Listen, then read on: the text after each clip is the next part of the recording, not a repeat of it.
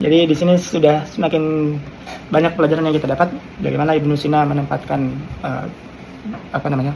cinta dan kesempurnaan itu harus berada di tengah-tengah, ya tidak boleh asyariah al-hilmiyah, materialisme yang terlalu over, ya, tapi tidak boleh juga al-adamiyah, nihil, hilang cinta. Kita juga tidak boleh sampai hilang cinta atau hilang harapan, ya. Dalam tradisi Islam roja itu atau cinta itu sangat penting. Di kitab Al-Hikam, Ibnu Athaillah As-Sakandari itu bilang, ya itu paling pertama dia bilang apa? Bait pertamanya apa? Min alamatil i'timad nuqsanur raja' 'inda wujudiz zalal. Min alamatil i'timad 'alal amal, ya, nuqsanur raja' 'inda wujudiz zalal. Tanda kita terlalu bergantung pada perbuatan kita apa? Nuqsanur raja' 'inda wujudiz zalal. Hilangnya harapan ketika kita berbuat buruk. Nah, jadi kalau kita lagi apa istilahnya, lagi futur atau lagi banyak dosa, jangan sampai kita hilang harapan, jangan sampai kita kayak takut buat balik kepada Allah. Tidak boleh. Ya. Jadi sebesar apapun dosa kita tetap harus ada roja, harus ada cinta kalau menurut Ibnu Sina kan. Jadi jangan sampai adamiyah, jangan sampai hilang cinta itu. Karena kalau hilang juga jadi kita tidak bisa bergerak kalau menurut filsafat, ya. Jadi cinta adalah sebab terjadinya pergerakan. Ada orang yang rela terbang beribu-ribu kilometer hanya untuk menemui kekasihnya di negara seberang. Nah, itu karena cinta yang menggerakkan. Jadi jangan sampai hilang juga. Tapi tadi tidak boleh juga terlalu over. Jadi harus ada di tengah-tengah menurut Ibnu Sina.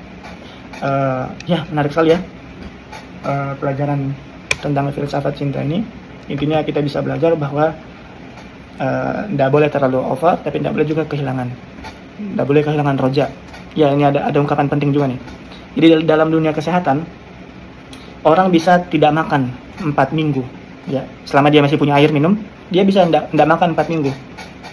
Ya, lalu bagaimana kalau dia tidak minum? Ya, ketika dia tidak minum, dia juga masih bisa hidup 4 hari. Ya, oke. Nah, lalu juga dalam kondisi yang sangat terdesak, manusia juga bisa hidup 4 menit tanpa oksigen. Jadi kalau kita nih tidak bernafas, itu masih bisa hidup 4 menit. Tapi rekan-rekan sekalian, manusia tidak bisa hidup 4 detik tanpa adanya harapan. Ya. Jadi betapa pentingnya untuk tetap memiliki harapan. Dan tadi kalau harapan itu dalam filsafat maksudnya cinta, ya. Jadi kita tetap harus punya sesuatu yang kita cintai. Ya, dalam Islam, Allah dan Rasulnya lah sumber cinta kita yang membuat kita bergerak sehari-hari sampai kita mau berjalan ke masjid 5 kali sehari dan sebagainya.